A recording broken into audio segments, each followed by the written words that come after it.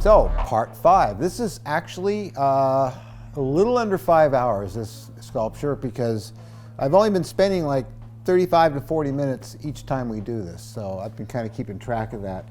I have been faster in the past, but this is the pace I work at these days. So what I'm going to do now is just finalize this sculpture as best I can and get it ready for a mold tomorrow. And I'm just noticing now, sitting here, is that I could have a little bit more clay underneath this eye. It's the noisiest ever here today, so I apologize for all the noise around this place. It's been so quiet for years, and suddenly we have this influx of new people, and you know, they don't realize what we're doing in here, and they probably wouldn't care anyway. So I'm going to zoom in a little tighter, and boy, whatever this guy's playing, it sure isn't Mozart. Actually, I'm not a big Mozart fan. I think Mozart's overrated. I'm more of a Bach fan, and Jimi Hendrix, and so on and so forth. So what I need to do now is just start really tightening this up. And what I don't like is how fat the lip is here. It's been bugging me for a while. So I'm going to start with that and take that down. Now I may make some cuts here today because I couldn't find batteries for the mics. And so that's much better. So I had to find some that were in other things, and I don't know how long they're going to be good for. Oh yeah. Just you see things in, you know, when you're watching your own videos and your pictures that you say to yourself, oh, that's Rosie down there. I saw black moving down there. And they say, that looks better. It just really needed that. Now I need to round it out a bit, which is hard to do. It's hard to get in there, inside that mouth. So we do the best we can.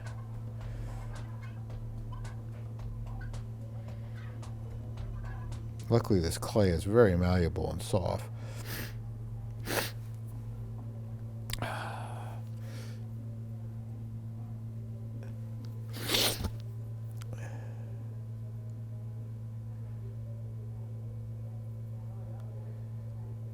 So, more stories about the Planet of the Apes, since I realize now a lot of cosplay Planet of the Apes people have discovered me. Well, to begin with, recreating the Planet of the Apes back around 1971 was really what started it all for me. And what I did was I researched as best I could back then. I learned some things from the Dick Smith Handbook of Makeup. I think we all had that way back. And where's my alcohol? Where's my alcohol? Say, mister. I gotta go get my alcohol, so I'll be quiet.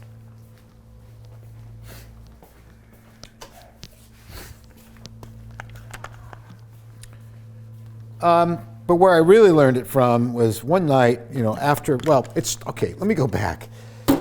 There was a Life magazine, and there was Dr. Zayas sitting there with an umbrella and a cigarette, and it absolutely blew my mind. Now, I had just read, because I was a big reader of science fiction books, the actual Planet of the Apes book that the movie was very, and I say very loosely based on, in fact, very inaccurate, because in the real book, in the real story, Taylor does make it to Betelgeuse,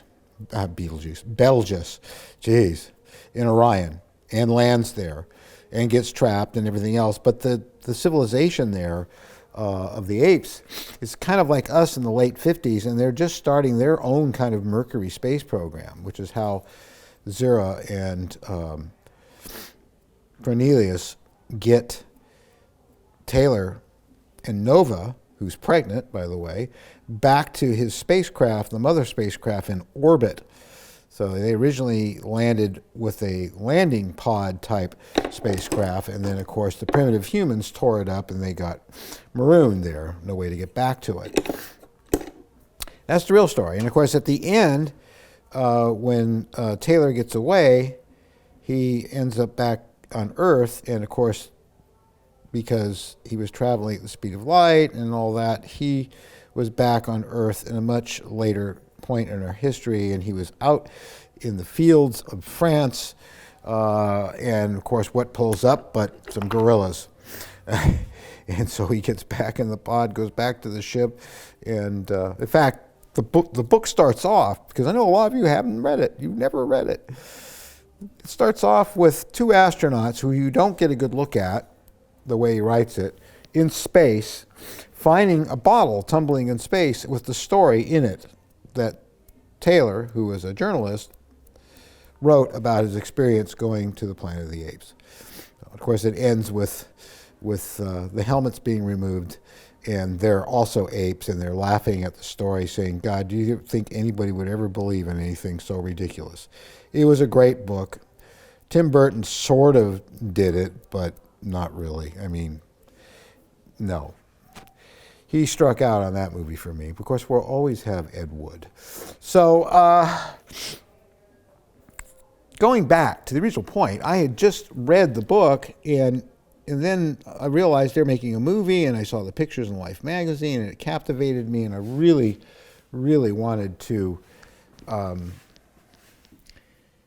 figure out how they did the makeup, and I wanted to do it and recreate it, which I did do, and I had to watch television over and over again. I think I spoke about how I would actually take my 35 millimeter Pentax and take pictures when I knew that they were running the making of, which they ran more than once, behind the scenes. I could take pictures and focus in on the sculptures that were on the life masks, and they also showed the foam rubber being pulled out of the molds.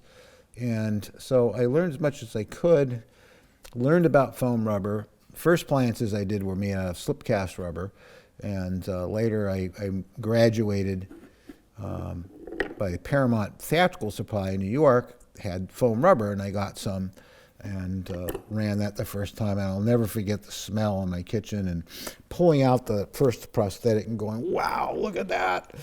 And of course, I made myself up, and here's the story. Made myself up, it was pretty darn good. It wasn't bad for, someone who's really green and new to all of this. I made a makeshift costume. Later, I got one of the real ones, and plus, a friend of mine had made me a really nice costume, replica. I was going to go to ApeCon, which was down here, right near the Hollywood Bowl, at the American Legion Club building that's still there, and that's where they're having ApeCon. And my friend Abby Bernstein got me involved, and I went down there. But here's how I got there. Something you could never do today. I called up the airport because I was going to fly down and said what I wanted to do. I was going to make myself up in full makeup and costume and get on the plane, fly down there in makeup so I could get off the plane and go right in there. They had never had such a request before. And they got back to me and said, yeah, you can do that, but you have to come to security and all this stuff and wait with us. And I did. And then they brought me on the plane. And I got this standing ovation when I got on the plane. People just loved the Planet of the Apes. And, I had people wanting to sit with me the whole way on the flight. And I got down to L.A. and I got off the plane, and people were just having the best time with it. And so was I. And Abby picked me up. Her mom picked me up. And we went to stay at their place in El Segundo, and then we went to the convention. Of course, I made Abby up as a chimp because I had prosthetics, and I started going to the conventions. And that led to another convention and another convention and another convention, to a point where I had eventually had met some of the heavyweights in the business, and I got asked, I joined the makeup union. And they needed so many makeup artists for the Planet of the Apes TV show that I ended up getting hired on it to work for a few days. It was very short-lived because I was on the B list. But I worked on it, and that's where I really got to meet John Chambers for the first time, and Roddy McDowall, who, of course, I would go on to work with in Laser Blast and all kinds of other movies we worked on together, including Fright Night. So, and I used to run into Roddy all the time because I'd be going into town to interview for to work on a film, and I'd be in the elevator, and the elevator doors would open up, and I'd get this, "Oh, hello. We really must stop meeting this way." He was so sweet. What a great guy. Anyway, so that really got me on the step for which eventually later on led to me working on all kinds of movies, not just ape stuff, but Ghostbusters. I played the main, the beginning alien in Laser Blast. I did all the makeup for Laser Blast. V worked with me on that. It was one of her first gigs. Then there's the V Neill story too, and I'll just do the short story. I loved V. I was crazy about her. We were an item back in those days, and we were together for about 5 years. And she really loved makeup. We had that in common in effects, but she just wanted to apply the prosthetics and do the actual makeup, meaning that the coloring and laying hair and stuff. And she was so good at it, and still is, that her career just took off. We parted ways, about 5 years later, but we've always been friends ever since. And she just did great. I'm so proud of her. So that's a short story. In fact, where a lot of this work was done was in this little apartment in Toluca Lake. That's where I did the Crater Lake Monster in the kitchen. So. Anyway, that's the short story. So, Planet of the Apes is a real gateway for me. These ears are starting to get pretty good. I have to remember, I'm not going to see them much. And neither will you, because if you buy one of these masks, it's going to be buried under here. So I'm reluctant to spend a lot of time with it for that reason. And I used to be a real perfectionist at the very beginning of my career. It's like everything had to be just perfect. And I remember I was working with John Chambers, and he came up. He goes, "That looks pretty good, boy." I said, "Well, I still got to do this, and I need to clean this up, and I need to clean that up." And he's saying, "Hey, we're not going to the moon. We're making a movie." He used to use that. "We're not going to the moon. It looks good to me. Let's just finish it up. Don't worry about it." And he was always right. Later on, I loosened up.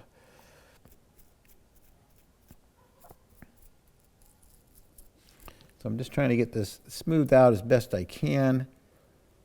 I pulled the whole ear away. So what happens, that alcohol gets back in there, and it's, for the two types of clay meat, it doesn't want to stick down. I have to wait for it to dry out a bit. Okay, we are just about there with this sculpture, and we'll be able to mold this tomorrow. As it turns out, I did a test with that ultracal yesterday, and you can see here the surface is really good on it. This is the stuff that was at the bottom of the cup. This stuff here on the side, you can stick your finger in it and scrape it off, but it's also very green right now. But overall, it's very solid. I can tell when I break it that it's not weak. The inside is very, very strong. So that ultracal is good, and we're going to make the mold out of ultracal. It'll just last longer, and it'll set up well. So now we're going to go ahead, and we're going to start doing this. And there's another trick that people use too, and somebody brought it up in a comment or something. I can't remember what, but what you do is you they used to take plastic cap material. We used to make bald caps out of plastic cap material, and you brush this stuff on the sculpture, and then you'd tap on it, and it would. Well, I'll show you.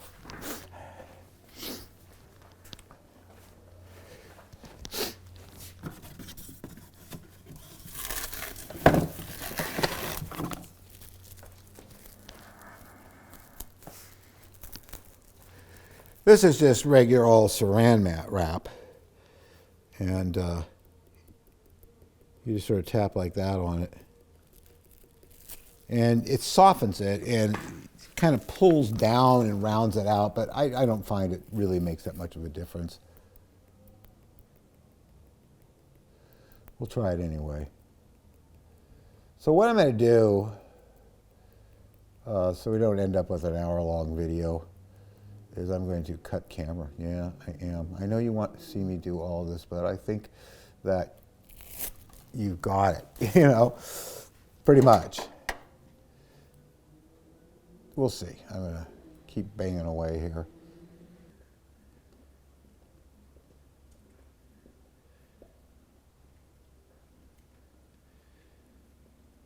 I'm not going to worry about behind the ears, especially because after making a lot of these masks up, I've been finding that the hair covers up so much it's just not even worth it. So that's this ear over here. You didn't get to see me do, so I'll do this ear. Another thing I'm considering, in fact, more than considering, is to make prosthetics again. Now, back in the day when I used to go to all the conventions and everything, I would make prosthetics from toolstone molds and foam rubber exactly the way they were made for the show, and I would sell them. And people bought them, and sometimes they'd pay me to make them up as Planet of the Apes. Same thing with the prosthetic ears, but they were very popular, and I'm thinking about bringing that back. Now, doing foam rubber is just impractical. I don't want to do that anymore. But today we have, and we did back then too, in the early 70s, have polyurethanes that were self-skinning and actually do a very nice job of lending themselves to a prosthetic that you can blend in and wear on your face, but you can also remove and reuse, which I think is something that might appeal to you more. And not only that, polyurethane does not rot and break down as quickly as foam rubber would. So you can actually keep them on display, and if you just want to have them as a display piece, this is what a prosthetic from the Planet of the Apes actually looked like. They're very good for that too, because the way you will receive them is on a vacuum-formed life mask of my life mask, with the prosthetic attached to it with rubber cement, so you can peel it off easily if you want. But they did that during the Planet of the Apes movies. All the prosthetics were on vacuum-formed life masks of the actors, and they had a ton of them, and they had the appliances. They had a ton of those too, all ready for the day, and they were all put on these vacuum-formed life masks, which is a very smart thing to do. I don't know who figured it out, probably Tom Berman, maybe Werner Kepler. Everybody was pretty darn smart on that show. So yeah, that was done to keep them in storage, and then of course once they were used, they'd use them over again for the next day and put the prosthetics on them. They also would paint on them rather than use the actual life mask, which they never did anyway. So that's how you would get it. You would get the prosthetic, and it would be painted and look just like they did in the show, except they wouldn't be foam rubber. They would still be flexible enough to wear and get expression out of. And they would have, you could reuse them, and they would also last a great many years, more than that of foam rubber. So, and you don't want silicone prosthetics either. Now, I'm telling you this because the cost of making them is quite high. Silicone's very expensive, $150 for a 1-gallon kit, maybe even more now. I haven't bought some this year, and it's probably gone up. But it is very expensive, and so I would have to sell the prosthetics for a great deal more money. I know some of you will pay that, but most of you won't, and I don't blame you. I wouldn't either. But you can get a polyurethane prosthetics that's very, very close to what the originals were like. for a lot less money. So I don't know how much less, but I have yet to look into that, but I will.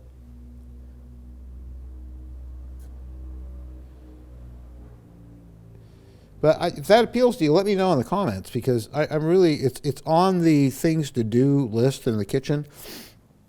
Besides doing a zero mask, which somebody asked for today, evidently the cosplay community has figured out that I'm here. One of the few people left from that era still doing this stuff. That's me. So yeah, let me know, because it is something I'm definitely considering doing. And I'll make up somebody in one so you can see how it's done. And as far as hair pieces are concerned, there's a lot of different ways to go, and one of them is learn how to tie your own lace hair pieces, because that's what we use. There are lace hair pieces, okay, done by Josephine Turner. I was corrected, and I had a feeling that Josephine Turner was the hair person. I forget the name of the lady sculptor that did a lot of the sculpting. But maybe somebody will enlighten me on that too. And so these hair pieces were very nice, and and they really look good, but then you got this lace and you have to cover it up. And so that was done by overlaying crepe hair, just simple crepe hair over the edge very lightly into Max Factor matte adhesive, which was a type of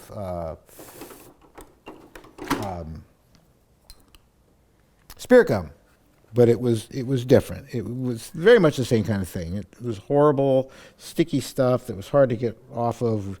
We used acetone back then to get it off people, but it was really good doing hair work and overlaying over the edges of that. And I did all that exactly, because I got hold of some of Josephine Turner's hair pieces and used those. But before that, what I did was I used what's called a Krylon hair piece. And Krylon, of course, is a spray, a clear spray, a fixative spray you can still get, called Crystal Clear Krylon. And it's very common, and to this day. And what you did is you took a life mask and you laid onto it hair with spirit gum. And so you would lay the hair pieces, the piece that goes here to here, and then these on the side and one for the chin. And there were ones for the hands too. And what you did was, after they were formed pretty nice, and you thought, wow, it looks really good, you would spray them heavily with the Krylon, Crystal Clear Krylon. After the Krylon set up, you took acetone and a brush and you went underneath the edge of the hair. You usually go from the back like this. Lift the hair up and go like this, and lift them off and transfer them to another life mask or shape. And then, of course, the adhesive would dry and you could release it. And then you had these nice little hair pieces that were a really good approximation of what was originally used. And so that is an inexpensive way to create a nice hair piece for these characters. Some people just take crepe hair and just lay it right on their face, but that wouldn't be my choice. This way you can reuse them too. We are quickly getting to a point here where I'm going to call this done. Of course, it needs to sit till tomorrow, and then we'll do the molding process. But I just have a few more little bits and pieces to do here, like you're seeing. It's getting near lunch again. I get a little bit more of this texture going. And as soon as this darn thing dries up a bit, I'm not going to help it by doing what I'm about to do right now, but I'm going to smooth down some of what I just did. Do not get it on the Discovery, Steve.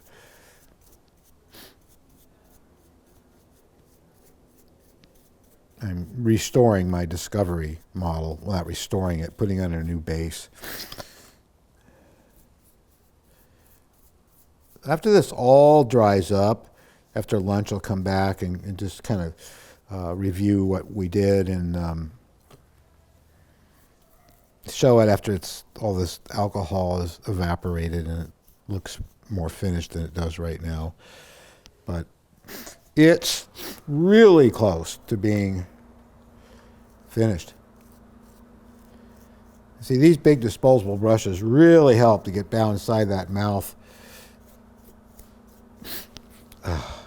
My sinuses are draining again because I have bad allergies. I never used to have anything till I got to be 50. Then all hell broke loose. Now we got diesel trucks starting up. Boy, we're just getting it all. You guys are getting the full gamut of SNG Studio. Like I said, we've been here going on 10 years. Our 10th year starts July 7th, the day I moved in. With the help of many friends, some of who I miss greatly. Like Eric Nyquist. Miss you, Eric.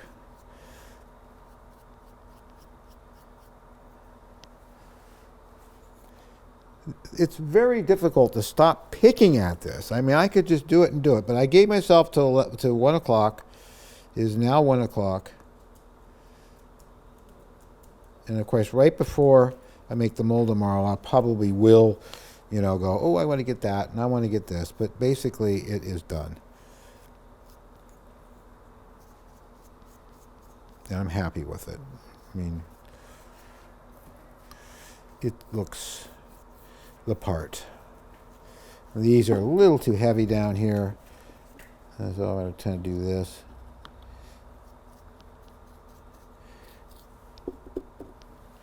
But I think we'll all agree that looks like a Planet of the Apes gorilla prosthetic that's a mask that you can either wear or collect. And really, nobody I know has worn them.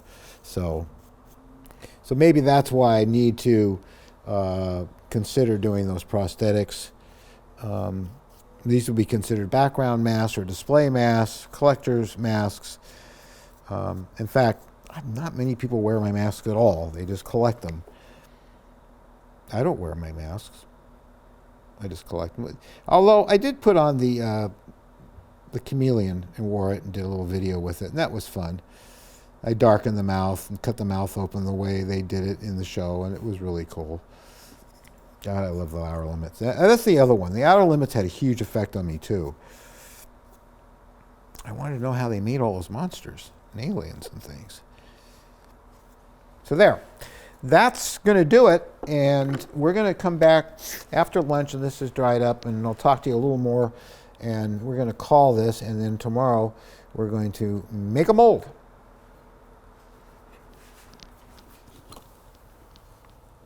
Seriously.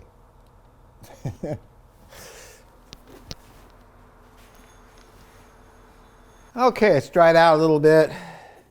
Still a little fuzzy looking because of the clay and stuff, but it gets weird looking when it gets a lot of alcohol on it. Tomorrow it'll be all ready to go, all ready to make a mold. That little booger right there. See, there's always something, There's always something. Little doofus madoofus, but probably isn't showing on the surface. But that's it. That's pretty much it. So that was basically a 5-hour sculpture. And I really didn't rush it. I took my time. See, I'm still seeing things. And so right before I mold it tomorrow, I'll go back and check again to make sure there's something I didn't overlook. But pretty much, this is it. This is it. Anyway. Yeah, just a couple little hiccups here and there that I will get right.